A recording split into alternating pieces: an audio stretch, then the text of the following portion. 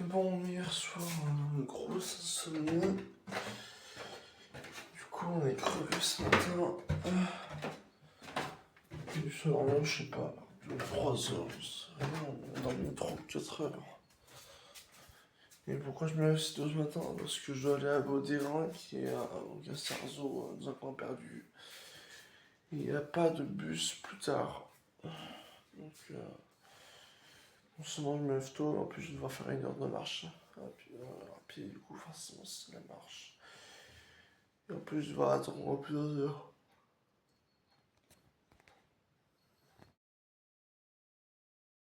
Bon, voilà, on a pris le bus et maintenant on est parti pour 1 heure de marche jusqu'au Vaudérin, avec les prix du Vaudérin. J'ai pas pris ça avec moi parce que il va y avoir plein d'occasions de se salir et donc, j'ai mal formulé. Il va y avoir plein de risques qui soient salis. Déjà que j'ai appris l'eau hier, sans que je le veuille en fin de journée, genre bon, peu importe. J'arrive pas à penser. Donc j'ai pas pris le siège.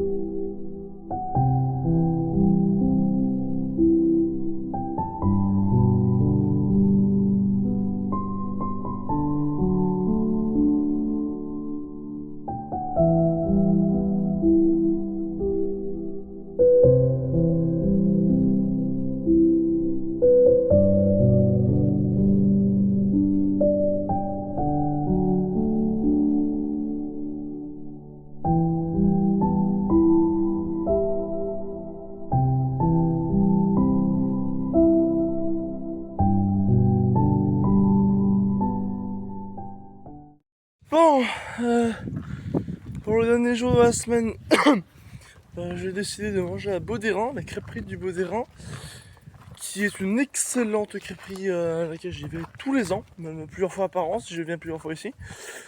Donc c'est pas loin de Sarzeau et de Suchigno. Donc moi j'y vais à pied parce qu'au début il ne peut pas me déposer plus proche. Donc ça fait 1 heure à pied, voilà. Après on peut facilement y accéder en voiture.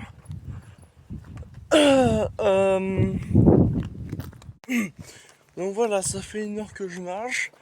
Il est 9h30. Et j'avais réservé pour 12h15. Sauf que le bus ne peut pas me déposer plus tôt, plus proche et plus tôt. Donc voilà, j'ai 1 heure 3 quarts à attendre. En fait, même 2 heures 3 quarts. Bon voilà, ça se présente comme ça. Il y a des chèvres, des moutons, des ânes, des chevaux. C'est très mignon, très joli. Il y a beaucoup de verdure, beaucoup de belles plantes. Puis l'entrée est comme ça. C'est très très beau, très très mignon. Et c'est très très bon ce qu'ils font. Donc voilà, il y a des tables un peu comme ça en intérieur et en extérieur. Il y a des bottes de foin sur lesquelles les enfants aiment jouer. Puis il y a des prés partout. C'est fermé parce qu'il n'est pas 10h.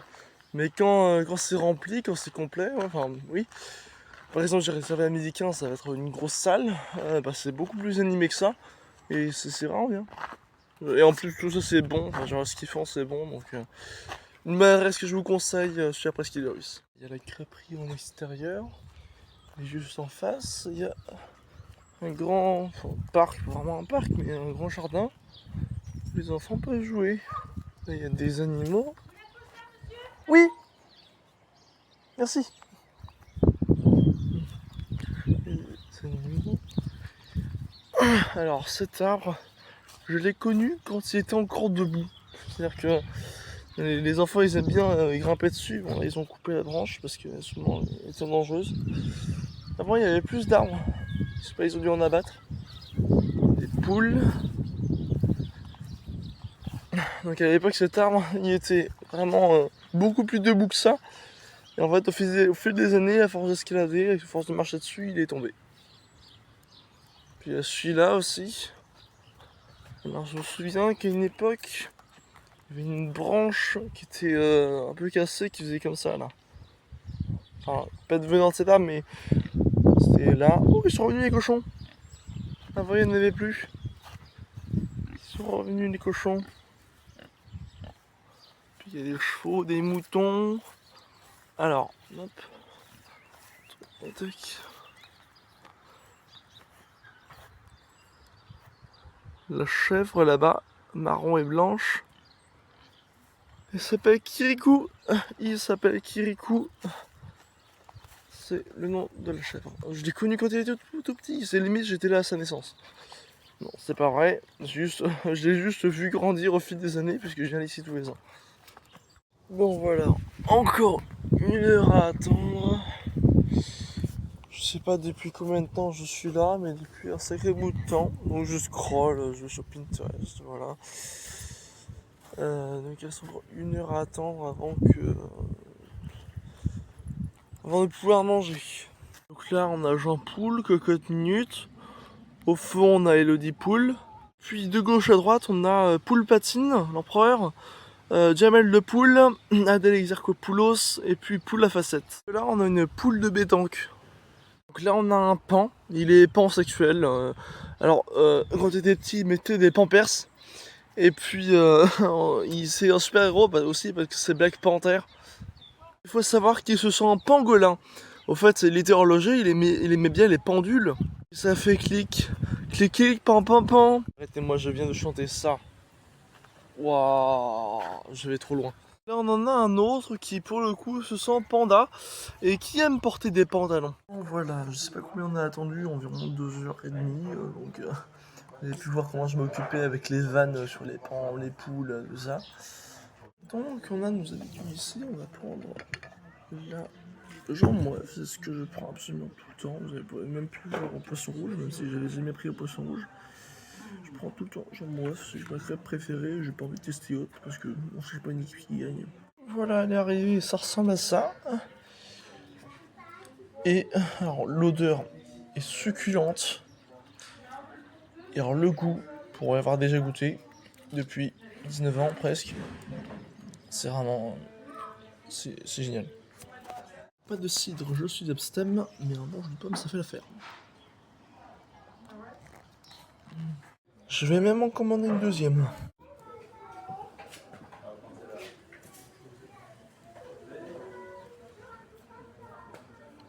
Bon voilà. Succulente, excellente déjà. Super bonne. La petite glace des familles. Miam, miam, miam, miam. Voilà, on a fini. On va pouvoir...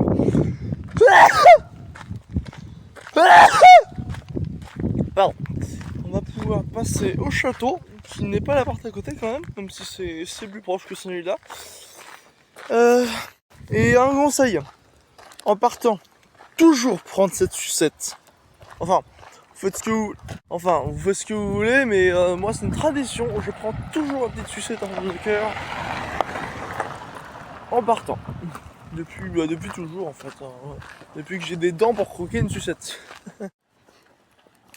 Le flot.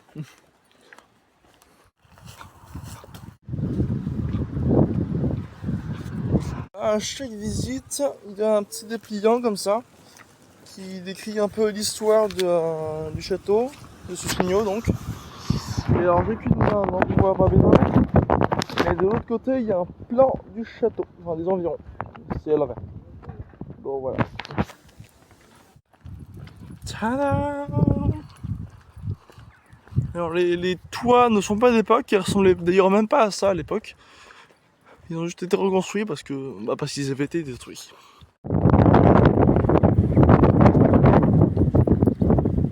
Voilà, on monte les tours, il y a des petites salles sur les côtés. Voilà. Hop, ça se passe comme ça. Espèce de petit truc projeté. J'adore. J'adore les cartes.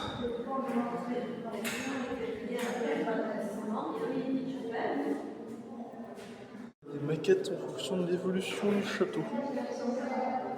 Pour des cartes. J'adore les cartes.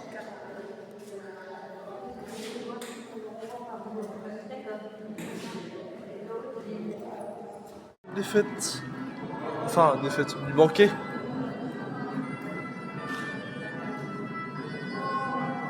Celui-là, il m'a fait peur. Je me souviens que la dernière fois où j'étais allé, j'ai voulu manger ça tellement c'était ressemblant à un vrai plat.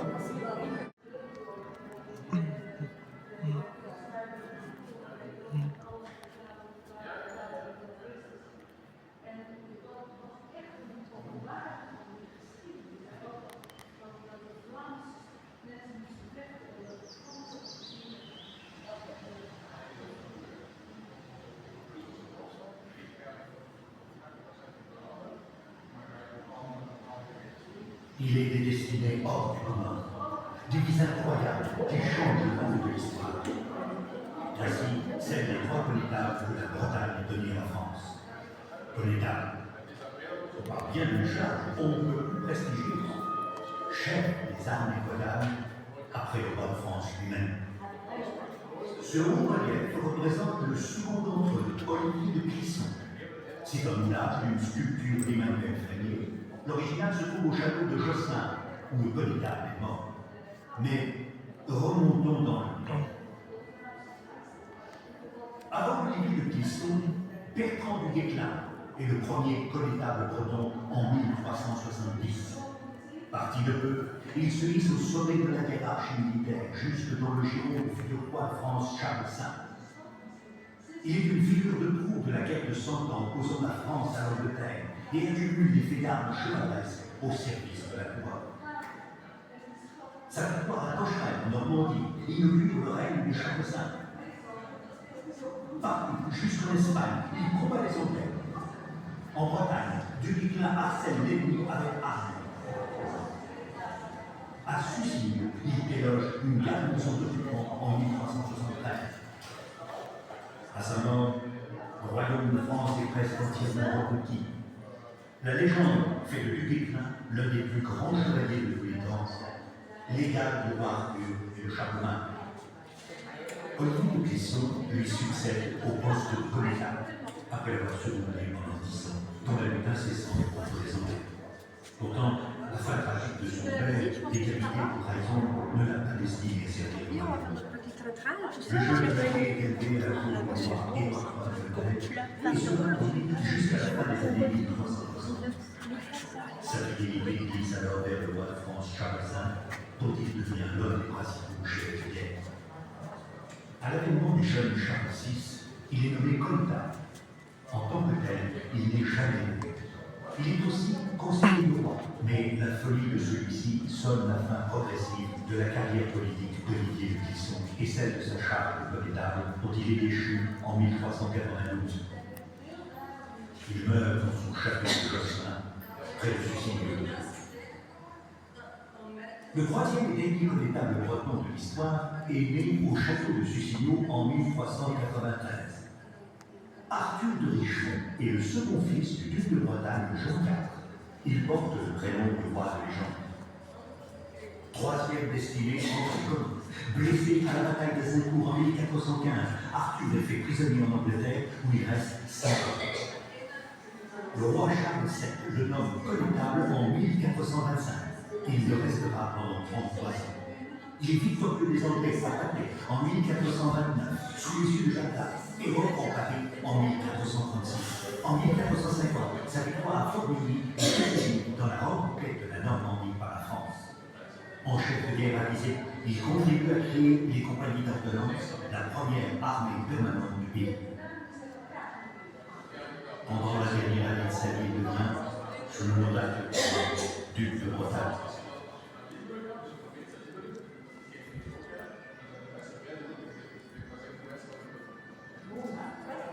Désolé si ça bougeait beaucoup, mais j'arrivais pas à tenir mon bras, je suis fatigué.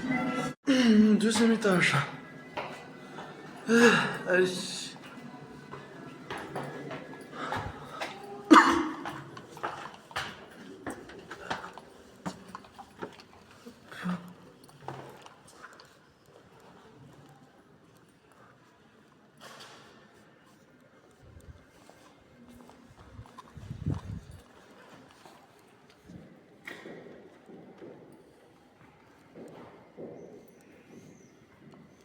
Je sais pas si ces armes sont d'époque, cela dit, je vois pas de raison pourquoi ils ne le seraient pas. En tout cas, elles sont très très belles. Même si je suis pas un grand fan des arbalètes, ça nous montre la grande diversité des arbalètes qu'il y avait à l'époque, un peu comme nos fusils aujourd'hui, en termes de calibre, en termes de fonction, en termes de puissance. Je passe pas. Donc là, c'est l'église, enfin la chapelle. Livre de prière en latin.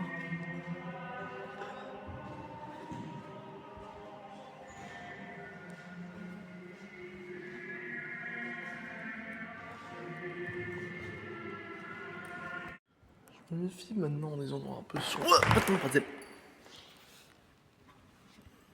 Je dis que je me méfie parce que je ne prenais pas garde à ce qu'il y avait sous mes pieds. Je disais je me méfie des endroits un peu sombres ou alors des ouvertures comme ça. Parce que, mine de rien, il fait pas flipper le château. On a une super vue, mais il faut se dire que ça avant ça servait à tuer, en fait. Hop. Et douve juste en dessous, on voit pas bien à cause du soleil. Douve juste en dessous. Ici on arrive sur le rempart, c'est hyper tendu. On a vu mais ça.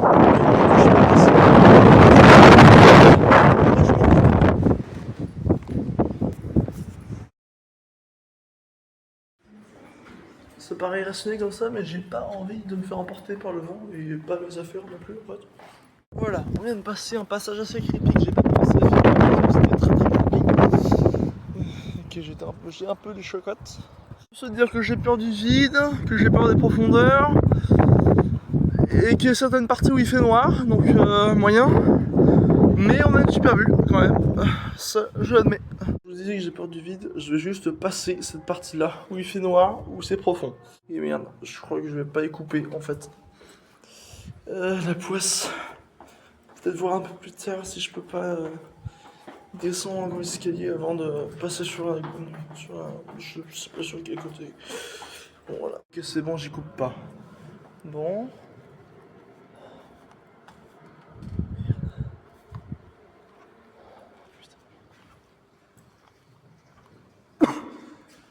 Mon but n'est pas du tout de vous faire peur. Je pensais qu'il y avait un moyen de passer ça. Je vous avoue que si vous êtes effrayé, je suis tout autant que vous. Et si vous ne l'êtes pas, moi je le suis. Ça fait méga peur. Waouh. C'est quoi ce bruit encore? Ah, c'est bon, on peut sortir. Donc, les bruits donnent pas du tout envie en fait. J'ai envie de dire, je l'ai déjà fait, vous ne me croirez pas parce que je suis un trouillard. Mais si je l'ai déjà fait, pour savoir que j'ai peur de ça, je l'ai déjà fait, si. Plusieurs fois. Ouais. Parce que je suis un peu maso. Donc voilà, on a fini la visite du château fort. Et on a passé les parties effrayantes. Bah aussi c'est plutôt beau, même si c'est pas forcément tout d'époque. Je sais pas si vous m'entendez parce qu'il y a beaucoup de vent. Mais donc on ressort du château de Sussigno comme on peut le voir derrière moi. Et j'ai acheté un souvenir. Oh putain mademoiselle, il est léger.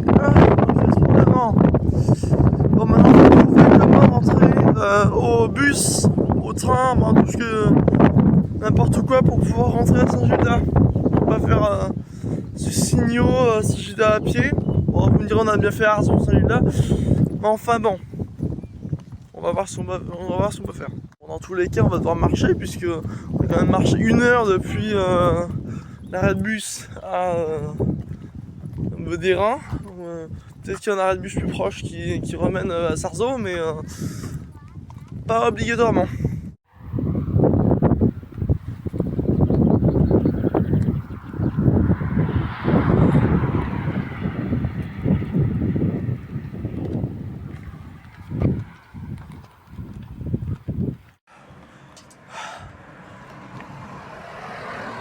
On est arrivé à l'arrêt de bus médiathèque, donc à Sarzeau. On a fait Sussigno médiathèque, enfin Sussigno Sarzeau. Bon ben bon. On a fait 1 heure de marche. On a fait 1 heure à l'aller, 1 heure retour, et puis plusieurs heures dans la semaine. Ça vise pas, hein, j'ai plus de jambes, voilà. J'ai des compotes à la place des jambes. Pompote, pompote, les compotes, pompote à l'envers, pompote sans les mains, pompote sous l'eau. Les gens qui ont la ref, je vous vois. Non, c'est pas vrai, je sais pas ce que je dis. Comment ça se ressentit en fait la semaine de sport? Enfin, on n'a pas fait de sport, musculation, tout ça, on n'est pas allé en salle. Mais on a passé la semaine à marcher des kilomètres et des kilomètres et des kilomètres. On dirait on a vu des très beaux paysages. Donc, c'est pas. Enfin, aucun regret. Le programme, c'est qu'il faut attendre 1h 3 quarts le bus. On va pas rentrer à Sagida à pied, non, on a plus de pied de toute façon. Ensuite, il va falloir préparer un encas pour demain. Je sais pas ce que je vais me faire. Parce que oui, donc demain, je reviens, je retourne à ma maison. Donc, il faudra un encas pour le train, comme à l'aller. Sauf que j'ai pas pensé à racheter des encas, donc ouais. Oui, je viens de penser que le Super U est juste à côté, mais c'est-à-dire que j'ai plus beaucoup d'argent, je me suis acheté un peu trop de trucs. Ouais, bon. Gérer un budget, ça s'apprend, hein. Bon. Donc on a dit 1h 3 quarts pour attendre le bus, et on va se préparer un encas, on va se reposer surtout. Et puis il faudra programmer demain, donc il faut que j'appelle mon père pour savoir comment se passe le trajet, donc c'est-à-dire quand est-ce que, enfin, où est-ce que je peux trouver les billets, quand est-ce que je dois y aller, quand est-ce que je dois être là-bas, quand est-ce qu'on part, tout ça. Voilà, voilà. Donc ce vlog touche à sa fin, même s'il n'est pas complètement terminé. On est sur la fin. Bah, j'espère que ça vous aura fait aussi plaisir qu'à moi, autant plaisir qu'à moi, de voyager comme ça à travers la presqu'île de Ruisse. Et puis là, je vous ai montré certaines activités comme donc le Beau des Reims, Soussignot, le port du Crouesti, qu'est-ce qu'il y avait d'autre, la plage évidemment, et puis le Grand Mont. Mais il y en a plein d'autres, il y a des tas et des tas de choses à faire dans le Morbihan et dans la presqu'île de Ruisse. Dans les... alors... Oui, je crois que je vous ai... Non, je sais plus si je vous ai déjà montré les magasins de Van. Si, si, il y a certains shorts Cars, certains shorts où je cherche la voiture Cars, qui se passe à Vannes.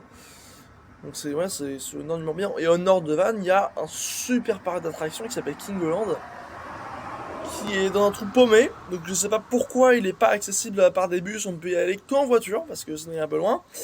Bon, vous me direz, j'ai fait Arzon, Saint-Judas à pied, je peux faire Vannes, Kingoland à pied. Faut juste avoir Maps. Enfin, je sais pas pourquoi en fait c'est aussi paumé.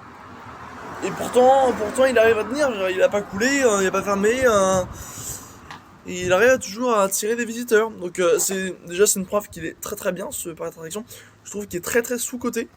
Enfin, pour utiliser le langage des gens. Ouais, je suis vieux, je dis gens, d'accord. Ouais, en vrai, donc le parc d'attraction s'appelle Kingoland. Donc Kingoland, voilà, c'est au nord de Vannes. Donc il n'y a pas d'attraction incroyable.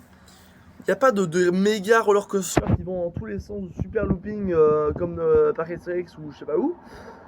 Mais ça reste un parc d'attraction extrêmement bien. Et c'est pas parce qu'il n'y a pas de énormes sensations qu'il n'y en a pas du tout.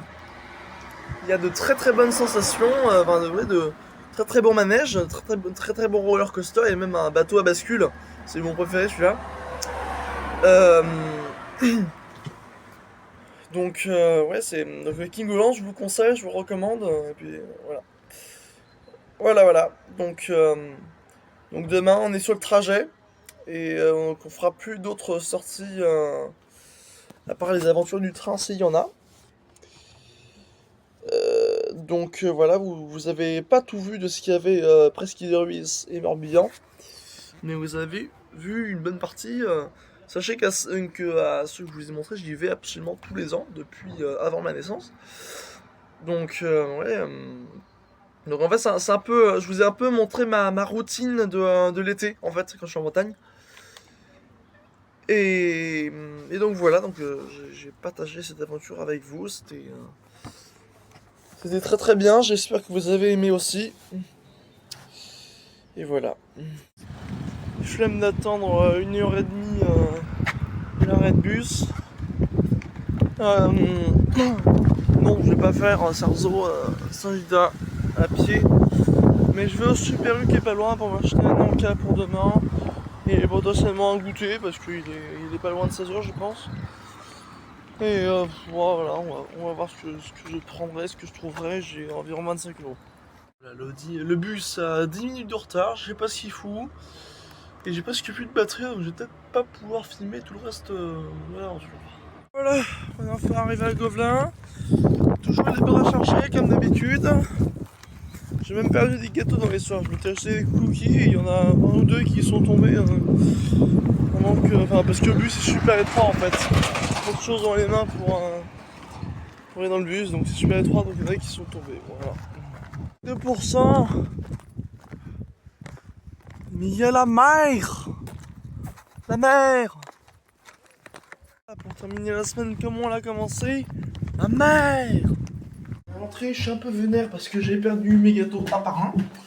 Tous tombés, il en reste un seul.